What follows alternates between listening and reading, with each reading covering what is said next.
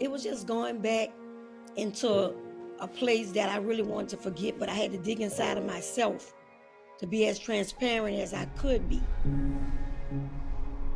I had never saw my mom cry before. And my mom was like, I don't think you know what just happened to you. Do you know you have life? Do you know what that means? This call is from a federal prison. We wanted to make the film about a woman who made a choice and the repercussions of that choice. Danielle Metz was sentenced to 3 lives plus 20 years. She's a first-time nonviolent offender. It's very much about facing these injustices, facing the wrongs that were done to you, and then when you get a second chance, what do you do with it? This is a personal film, it's a lyrical film, it's poetic, it's emotional. I had been in prison so long, I'm like, I just want to throw that in the sea of forgetfulness and just, like move on with my life. But that would always be a part of my life.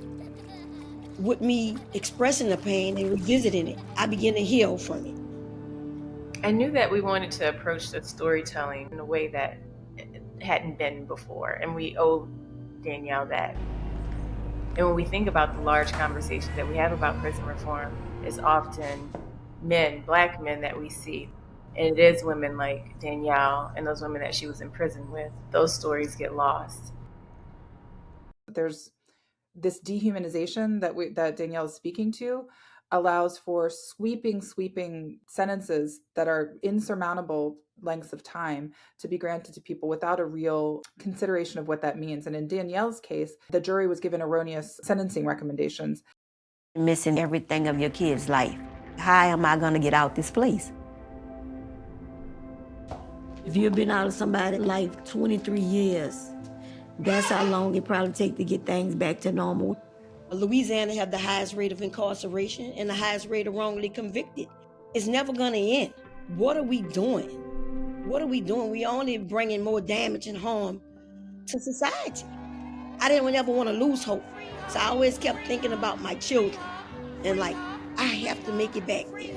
It makes people feel hopeless when you're steady telling them that they're worth nothing, they're never gonna get out. This is all their life gonna come to.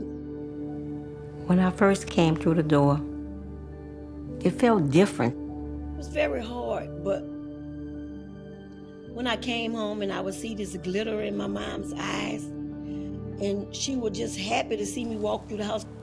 It's still hard, but I'm still trying to connect every day.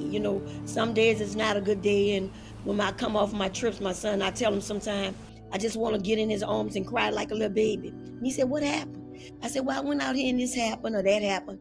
But he was like, you okay? He said, sometimes you just have to, breathe.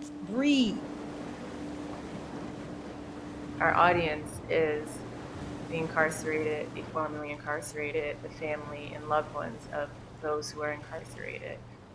I feel like Danielle is an extraordinary person, and so all the things that she has achieved since coming home, I think it will just help uplift people and to think about what they can do upon their return and what their family member can do and how they can help navigate them through their transition into the free world. And so I hope this film speaks to them and lets them know that they're not forgotten and that their voice and their story doesn't need to be boxed into one style of filmmaking or one style of storytelling.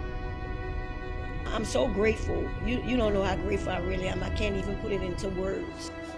And hopefully we can start changing these things about, around incarceration. The sky is the limit for me. And that's where I'm going. I'm trying to break the ceiling now.